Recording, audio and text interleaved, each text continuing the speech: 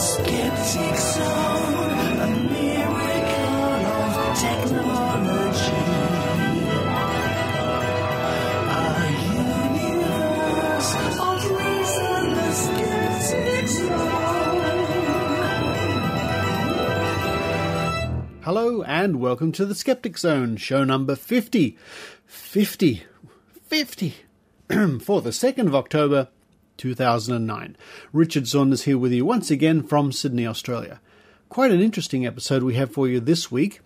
We have our reports from Kylie Sturgis made at DragonCon and reports and interviews with Dr. Rachie as part of her tour of the USA, including New York and Boston. Such names as Heidi Anderson, Barbara Drescher, Rebekah Watson, Tim Farley, Moriel, Schottlender, and many more coming up on today's show. A few other announcements. If you go to our website at www.skepticzone.tv, you can bid on an autograph photograph of myself, Derek Colanduno from Skepticality, Brian Dunning from Skeptoid.com, and Dr. Steve Novella, a signed picture of the four of us hamming it up at TAM7. Up for bid on eBay right now. Check it out. Don't forget to follow the Skeptic Zone on Twitter at Skeptic Zone. And also, if you want to, you can now subscribe to the Skeptic Zone for only 99 cents an episode. Now that's 99 cents Australian or American. Head to our website www.skepticzone.tv. Scroll down, look down the left-hand side for details. But enough about that. Let's get straight into this episode of the Skeptic Zone.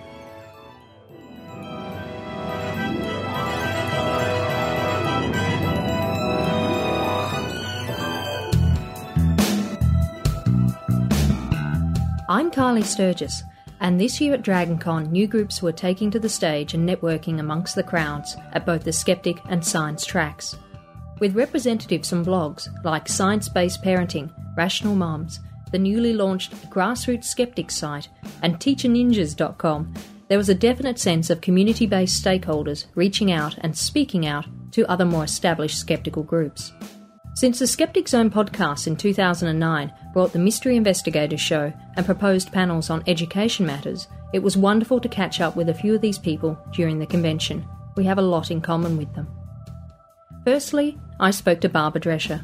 She is a cognitive psychologist and lecturer at California State University, Northridge, who conducts research in several areas and primarily teaches quantitative research. This year at DragonCon, she presented on half a dozen panels for both the Skeptic and Science tracks. These included Skeptical Psychology and in the Classroom, and Darwin's Bulldogs, Teachers on the Front Line, along with fellow Critical Thinking Education Group member Matt Lowry. She even added her insights and experience to panels on synesthesia, luck, coincidence and delusions, and even the highly debated final episode of Battlestar Galactica.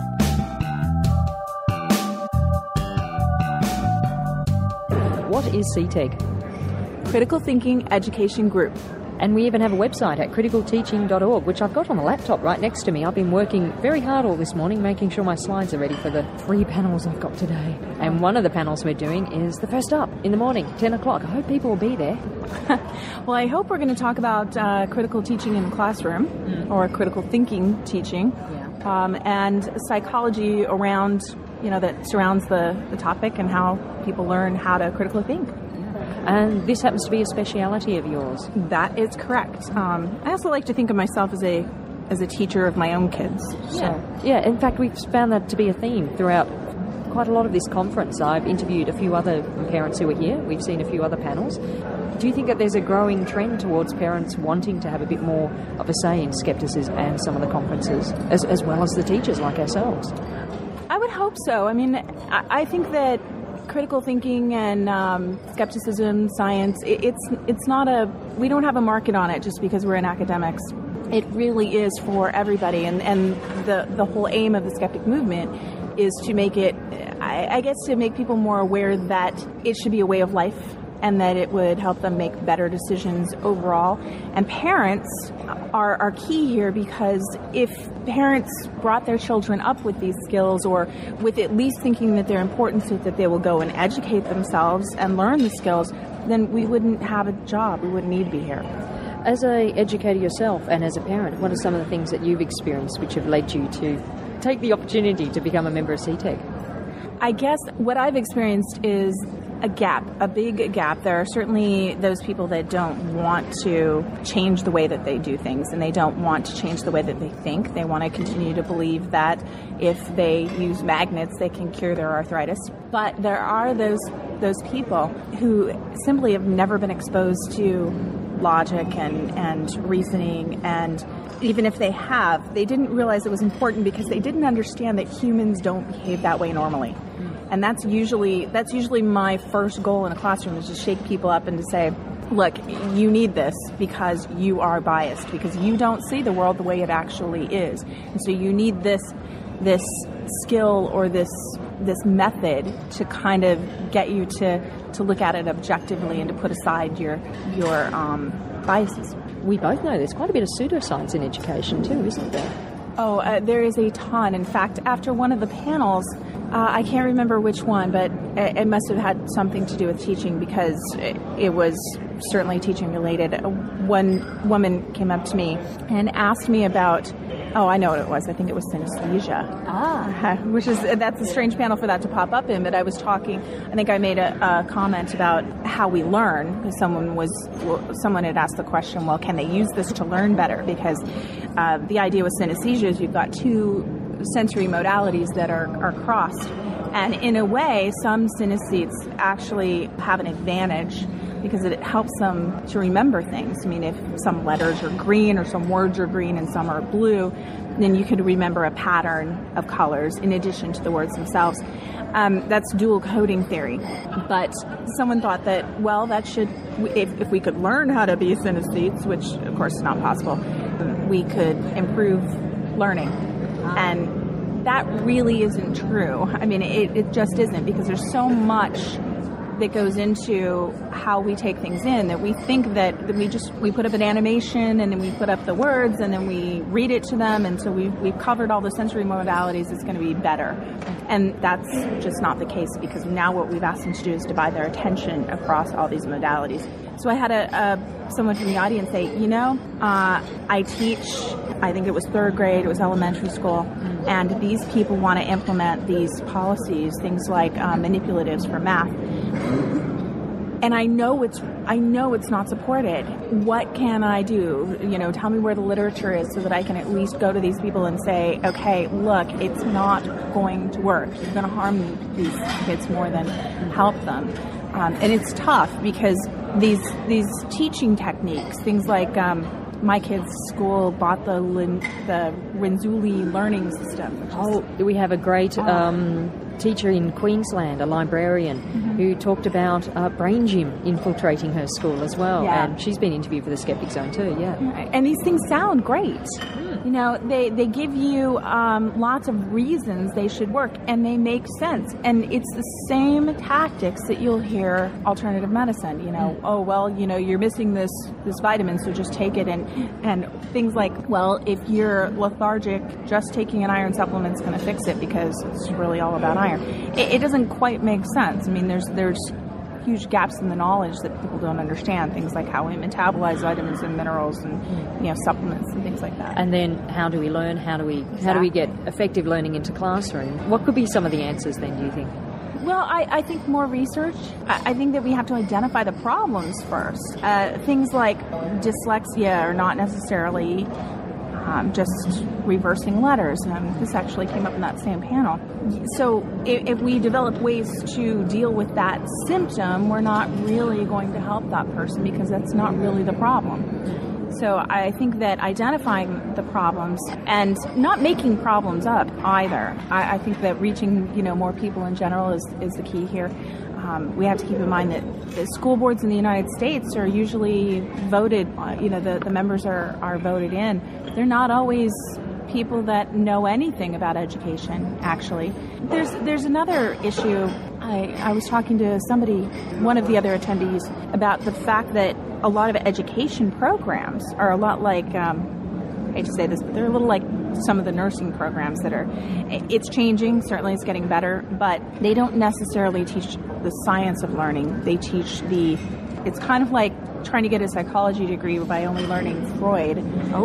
The things that have been tested don't really pan out. But then there's also the fact that a lot of these things are untested. They're kind of this flowery, idealistic, what can we do to meet our goals that isn't just made up. So getting in touch with science outreach programs, networking in order to inform people who might have these questions, as we've discovered. We have a newsletter. I've noticed that, Mike, I've got it here on the page here. It's the inaugural Critical Measures newsletter from CTEG, and we're hoping to get more and more articles on that.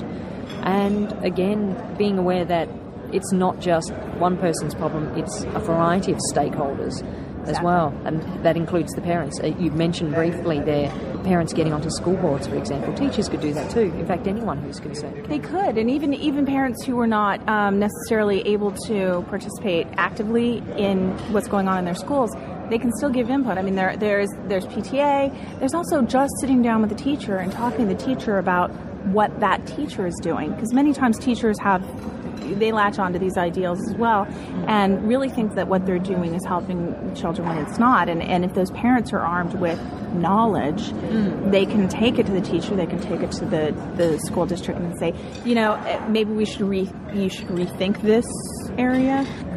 And so we can all take steps, and I think we're getting a message that we shouldn't be afraid anymore to speak out and be a part of community that is broader beyond just our own internet world or our own backyard, that there's others who share the same problems.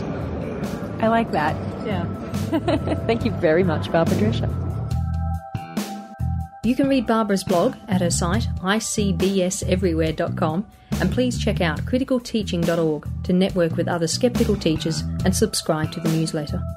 Skeptic Kids is a hands-on science program, and the energetic Jason Bilotta of SkeptiKids.org caught up with me during a break between DragonCon panels. Okay, so my name's Jason Bilotta, and I'm with SkeptiKids.org. We are a kids group that focuses on hands-on science for kids. We have the mindset that if you want kids to stay interested in science and skeptical inquiry and scientific inquiry, you got to get their hands dirty, or they're just not going to be interested in it. So we gear everything that we do towards that end. So our motto is, science is a verb, and it's something that you do, and it's not boring, and it can be a lot of fun. So that's the short version. And DragonCon's a blast. I came here to be with all these skeptics, and there's been some wonderful science panels, and just more than I can take in, to be honest.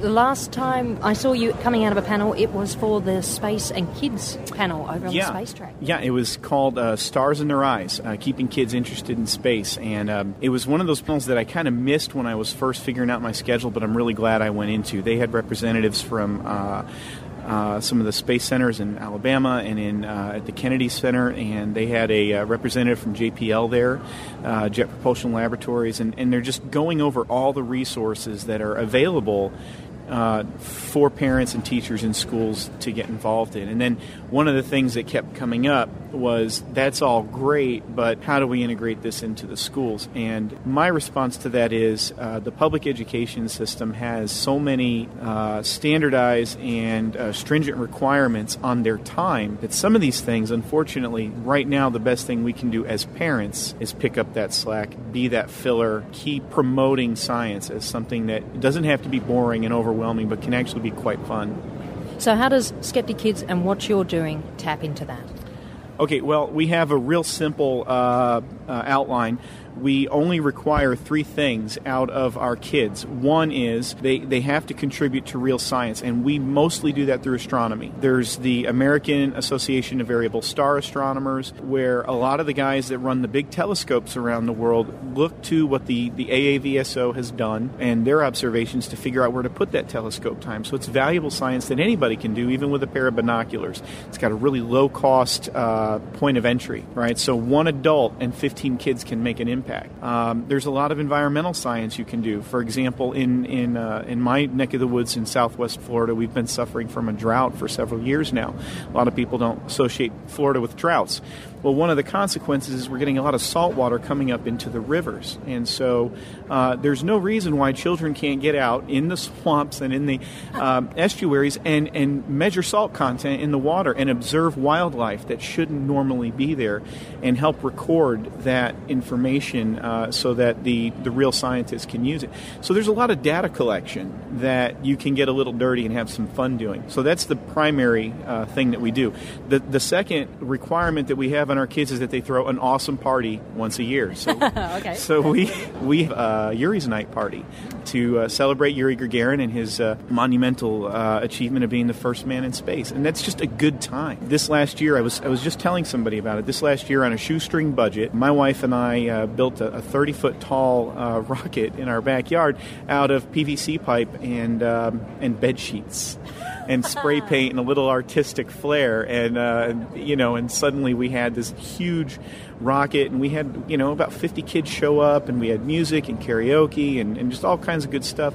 And, they all had a great time. And so what if only 5 minutes was spent on explaining to them that right now around the world this party's going on and they're a part of it, and that, so many years ago, I think it's 48 years ago, the first man went in space. So that's the way you got to do it, right? And then and this year, our third requirement that we're going to put on the program is going to, I think, really be a lot of fun. It's an outreach through the internet, calling it Channel Skeptic Kids. You guys did an interview with Adam Savage recently. Yes. Where he had said, we're not a demonstration show. We don't demonstrate science. We investigate myths. Well, we're going to do exactly that. We're going to demonstrate science. But I happen to believe that kids are pretty self-centered and narcissistic, so we are going to have it starred by children. And we are going to demonstrate basic scientific principles at grade level and keep them in 3 to 5 minute clips and make it available on TeacherTube so that those schools that have internet access, and more of them do,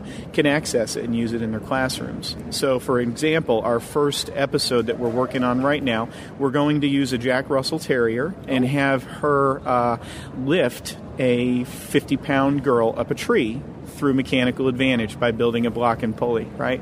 How easy is that, right? And if we have enough time, I'm going to use a similar concept called a trucker's hitch, and I'm going to pull a minivan up a hill. Nice. Okay, just basic science, but you demonstrate it somehow cool.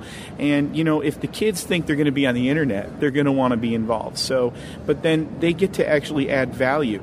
They're providing a service to teachers. And the whole point of this is do science, celebrate science, be involved in it, and, kids get involved in other things. They get interested in each other and social stuff, and puberty comes and things change. But if, at the end of the day, they somehow remember that, hey, this doesn't sound right, because I know when you're trying to sort out how something works, you should be checking these other things. I think that's going to help build critical thinkers. You can go to SkeptiKids.org. In fact, we are looking to somewhat franchise this out. If anybody is interested and would like to start their own chapter of Skeptic Kids, we're willing to give up some web space to set them up with their own, so they can set up their own local chapter, and to guide them on how we got involved with the schools and with parents and organized, and make sure they've got the resources they need. And I guess the point I would really drive home is A, it's not hard. B, it doesn't have to cost much. And C, it's really worth doing. Finally, there were many parents attending, both with and without children. One example of such a parent was Heidi Anderson, who coordinated a parents' get-together on the Monday night at the convention and was responsible for the thank you party for Skepticality podcasts and Skeptic Track coordinators Derek and Swoopy. Heidi presented a panel called The Skeptic's Guide to Parenting, which she previously presented for the Atlanta Skeptics Skeptic Am. Heidi is a atheist, feminist, wife and mother of 2. I am sitting here opposite a very, very keen-thinking woman and a very forward-thinking woman who is not afraid to speak her mind. That is true. Yes. What are some of the things that you are not afraid to say? I'm not afraid to say that I'm an atheist in a small southern town in the United States. I am not afraid to say that I am raising my children without religion, but also showing my children that there are people that they love in their family that are religious, and that they have to respect the person. They may not agree with them, but they do have to respect the person. And for the time being, they don't need to discuss it with other children. I want my children to be outspoken when they can handle it. And at this point, when it will affect their social situation, and they're not ready to handle the backlash, I think it's too much for them right now. And that they need to understand, and I'm guilty of this, and I try and remember it, that just because somebody is religious doesn't mean they're stupid. that we assume that our skepticism takes us to a place where, of course, atheism is natural. Now, for me, I actually came about it the other way. I was an atheist first, didn't even know there was anything called a skeptic, and then got involved and found out that there was, and was like, okay, well, that's me. That's more me than an atheist, but I definitely am a very strong and ardent atheist as well. But I kind of have to be in the town that I live in, because if you don't come out and say that you are, everyone assumes that you are a Christian. I work with domestic violence victims and rape crisis victims. I've worked in the field for 15 years now, and ever since I got out of college, basically, because I've always been a feminist, even as a little girl. I told my mother I wanted to be a ballerina and a truck driver when I was 5 years old. For me, it was just a natural extension of what I was raised with, that I would then fight for a woman's right that her body is hers and it is not to be hurt or assaulted by anyone. And I say it's a woman's issue, but just because the statistics do show that it is more likely to be a woman that is battered or raped, but we certainly do have male victims. It's something that for me, I started out working directly with victims, and then for the past 5 years, I've been more in the administration and the fundraising grant writing piece. So how does skepticism, in particular the questioning, pseudoscience and paranormal beliefs which are damaging or harmful, predominant in society, how does that interact with what you see as a feminist viewpoint? Well, in my job especially, I see the impact that religion has, and the fact that in the South there are still religions that, even though the mainstream religions may say that men and women are equal and that you can't beat your wife, that there are plenty of preachers and reverends who are still basically behind the scenes saying that it is okay. That if you just pray hard enough and you're a good enough wife and you come to Christian counseling, that everything will be okay. And that would be the biggest piece that I see. I do tease a lot of the therapists that I work with, because a lot of them are very woo-oriented with crystals and tapping. Have you ever heard of tapping? No, so New Age is predominant. It is a New Age type of therapy where, while you are doing psychotherapy, they do a rhythmic tapping on you that's supposed to stimulate a piece of your brain to help you heal from the trauma that you're discussing. And I have a friend who I love and adore. I've known her for 15 years, and she does it. And I think it's crap, and that probably doesn't work. But maybe it works in a placebo way for her and the client. But I would never go to her and approach her with that. She knows how I feel. She knows that everybody I know for more than 5 minutes knows where I stand on the majority of things in the world. So she knows that I think it's silly. But I'm also not going to attack her. That's what she does, because it's not taking the place of psychotherapy. It's in addition to the psychotherapy. Well, you have to find people that you can go and talk with. You have to find people that you can get the frustration out with. And I am someone who, in terms of activism, am a very in-your-face, not worried about offending people.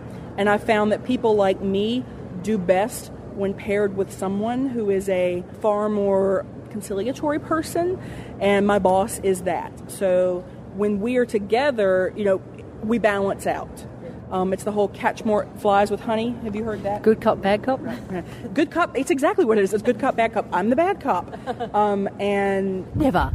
And you have to find someone that can balance that side of one person yelling and screaming, that this is wrong, and the other person saying, well, maybe you should try it this way. And it reminded me of, on the panel the other day, the difference between Jeff Wagg and the Daniel, the atheist.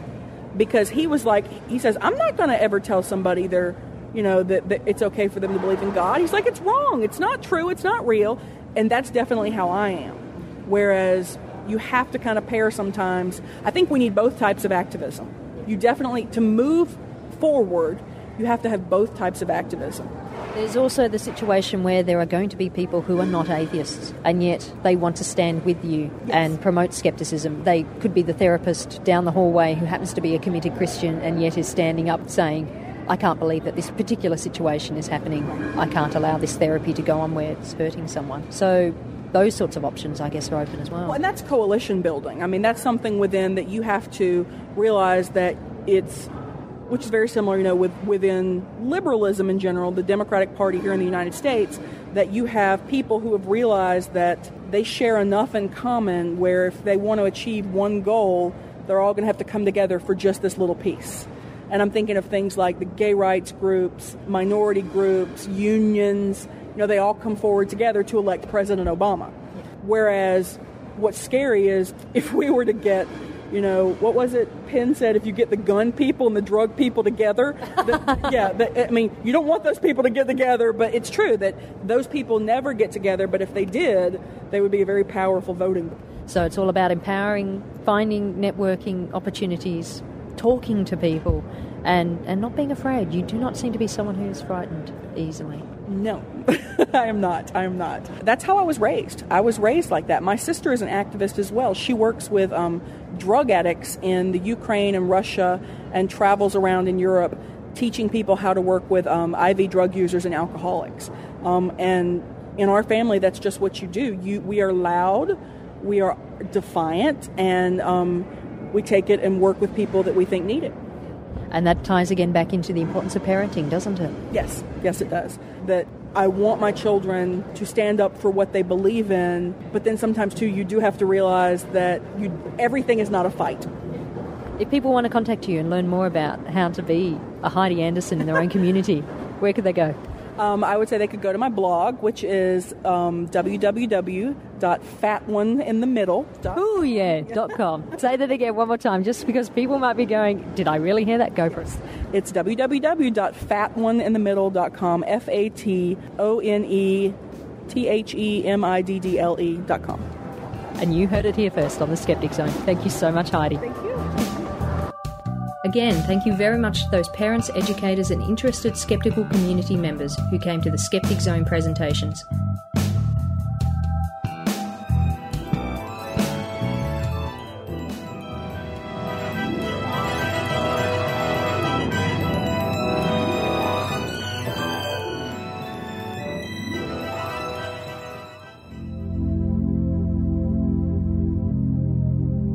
Examining the truth and exposing the frauds, badpsychics.co.uk is the website that critically examines mediums, clairvoyants and psychics. Follow the controversies, news and discussions in the lively forum community. And now you can download your weekly fix of Righteous Indignation, the official podcast of badpsychics.co.uk that talks hard and critically about the paranormal.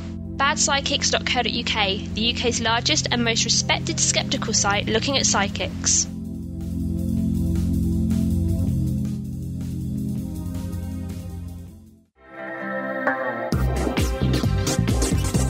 Now it's time for Dr. Rachie Reports with Dr. Rachel Dunlop.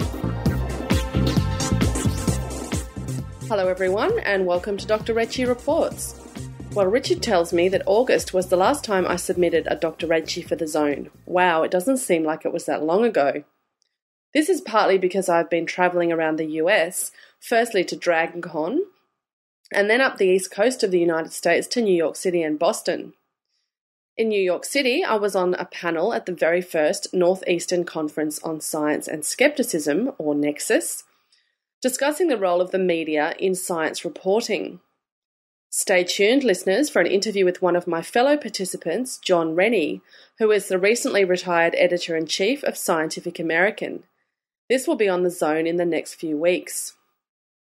NECCS was presented by the New England Skeptical Society and the New York City Skeptics, and coincided with the Moriel Perry DeAngelis live recording of the Skeptic's Guide to the Universe podcast. The lineup was stellar and included, of course, SGU, Richard Wiseman, Paul Offit, Carl Zimmer, George Harab, amongst others. Many of our skeptical friends were also in the audience for NECCS, including Mui Poo of the famous Smart Axe website. I spoke to a couple of people after the conference had ended, and here's a chat I had with Moo on stage before we went out for a speaker's dinner about the role of the media and scientists in reporting science to the public.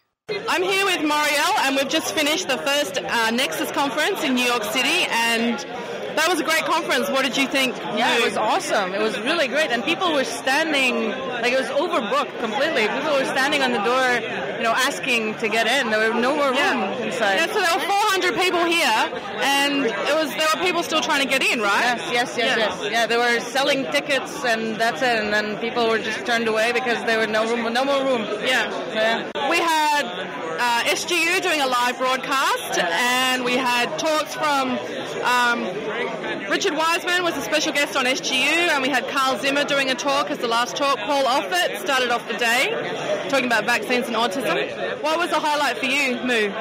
Oh, it was actually the panel that you were in. Oh, really? Yeah. You're just saying that. No, I'm not, actually. It was a great discussion. I think it's a discussion that's very important, and I think that sometimes we need to talk about it more. We need to, the entire idea of communicating everything and communicating it well, not just between us, but, to the public, that it not necessarily is, laymen. I don't like that word. It's not just, doesn't care sometimes. It's something we need to do things in a way to entice the public and therefore the media, and I thought that the panel was awesome. The panel was really interesting. Well, the panel was about communicating science to the public and also to the media, and Howard Schneider was representing the sort of journalists, the media side of it, and then there was myself, John Snyder, and John Rennie was the moderator, and he was been the editor of Scientific American for 15 years. He's just retired, in June, actually, or July.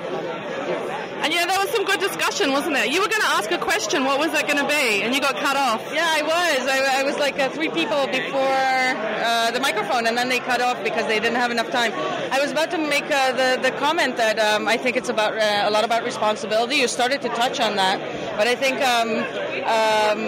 in terms of journalists, they're not just reporters, because the point was made that they need to give, fairness. They need to report all sides. But it's not just about reporting. It's about, conveying a message. And I think a reporter needs to take into account that because he's, approaching, or he has such a large audience, there is an issue here of responsibility. Yeah. But then again, on the same aspect, also scientists need to understand that they are appealing to the public, and their responsibility is to communicate to the public, and they cannot stay inside their labs anymore, and just, just talk math to everybody. They have to figure out a way to communicate. That's it. So. Well, actually, that discussion continued in the green room after that panel finished, and both myself and John Snyder were having a bit of a go at Harold and saying, hang on, because his point was, it's up to the public to be educated enough to understand whether what we're saying is right. And our point was, to an extent, but you still have a responsibility to report things accurately and correctly, and particularly in the anti-vax debate, that's very important. Because parents hear the word autism and they,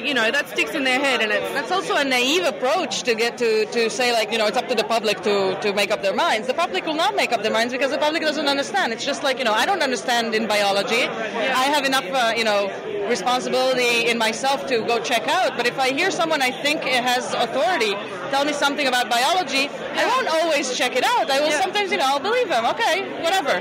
So the public believes, people in authority, and to say that, it's up to the public to check is just naive. Yeah, I think so. Well, it's been a really good day, Mui, hasn't it? So great. Thanks for talking to us. Oh, awesome. It was great. Thanks for coming here. Yeah, no worries. I've had a great day.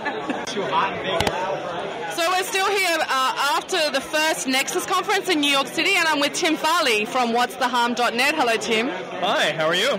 Good. How are you? Did you enjoy the conference today? Yeah, it was great fun. A lot of great lectures, some good panels. It was fun. Yeah. What was a highlight for you? Anything in particular? I think hearing Dr.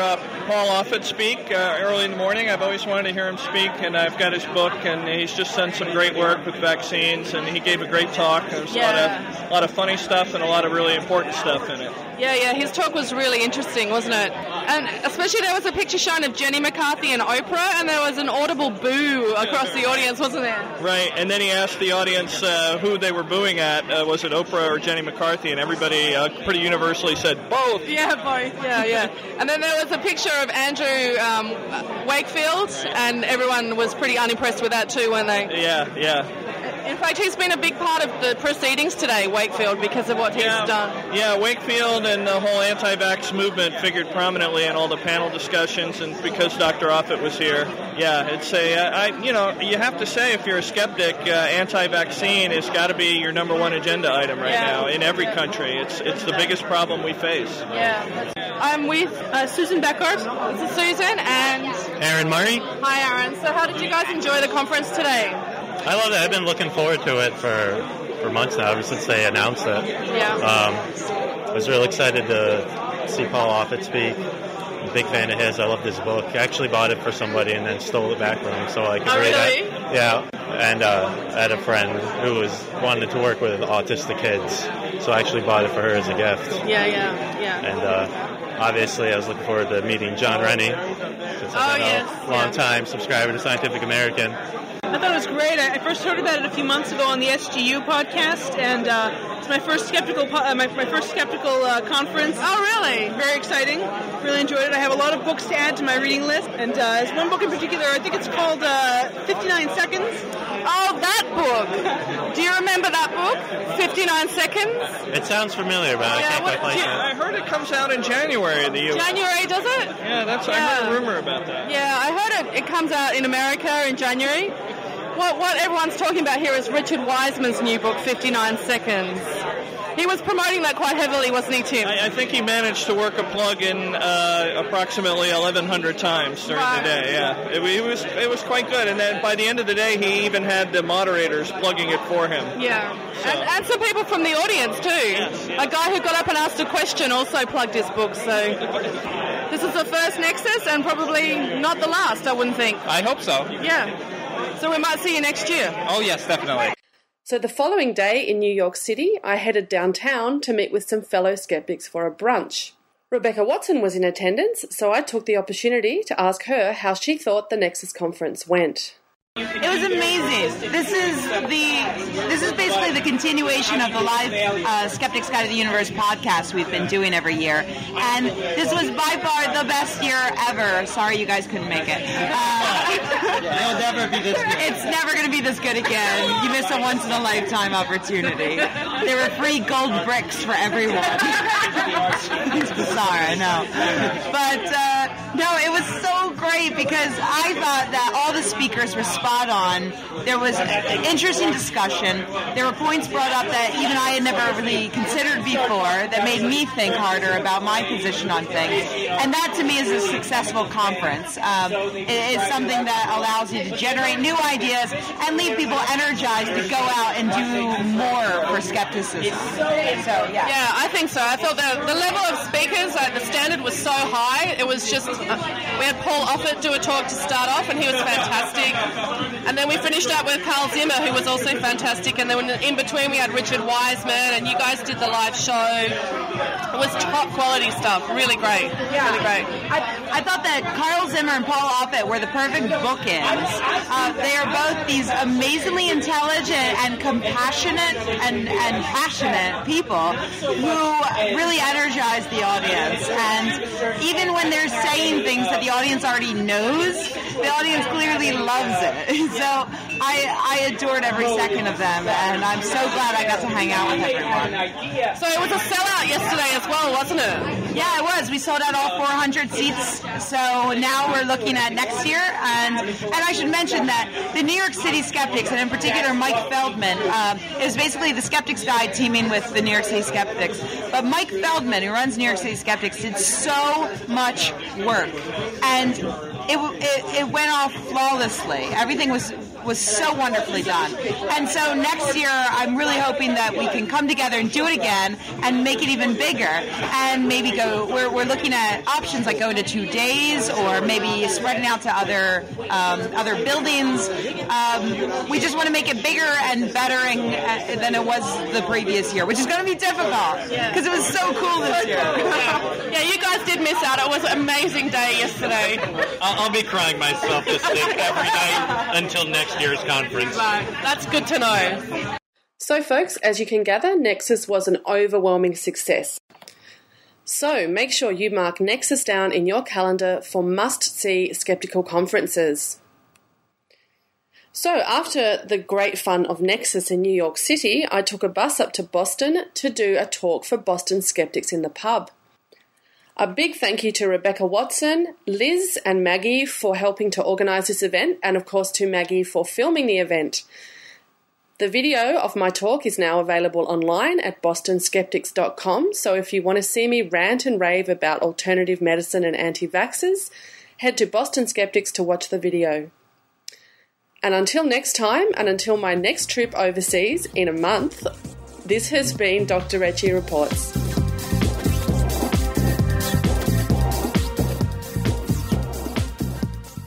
This is Brian Dunning from the Skeptoid podcast. Been enjoying your critical thinking shows in audio only? You've been missing half the fun. Check out my new video podcast, In Fact, on iTunes or click it on Skeptoid.com. 3 pilot episodes of In Fact are available now for immediate viewing. I'm looking for sponsorship to produce an entire first season of 13 episodes, and hopefully many more seasons to follow. You can see the whole lineup and get all the other nuts and bolts if you go to Skeptoid.com and click on In Fact. And don't forget to come back to the Skeptic Zone when you're done watching. I think it's audio only, but that's okay, I still like it. This is Brian Dunning from Skeptoid.com.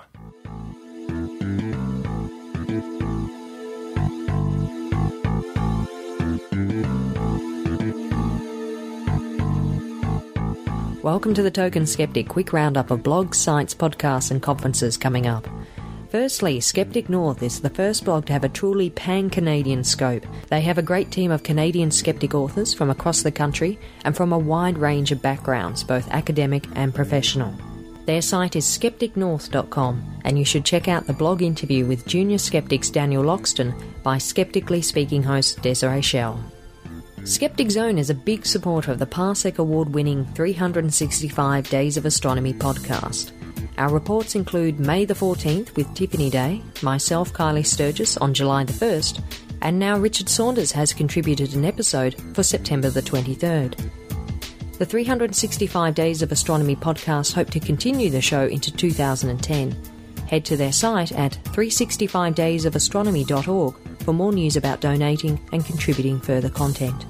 Right now, TAM London is happening, and the rise of atheism is on the horizon. The global convention is held in Melbourne from the 12th to the 14th of March 2010, and tickets are now selling at atheistconvention.org.au. It will feature Richard Dawkins, PZ Myers, Robin Williams, Philip Adams, and many others. The Australian Skeptics National Convention is happening even sooner, in Brisbane at the University of Queensland from November the 27th to the 29th. The Australian Skeptics website at skeptics.com.au features further details. The New York Skeptics, who just held the NECCS conference where Dr. Rachie presented, now has a blog too. The Gotham Skeptics blog is found at nycskeptics.org/blog, and anyone around the world can be a supporter of the New York City Skeptics. Finally, Grassroots Skeptics at ohioskeptic.com/grassroots skeptics. They're all about activism and they're looking for contributing writers. Sign up for news and information on their site.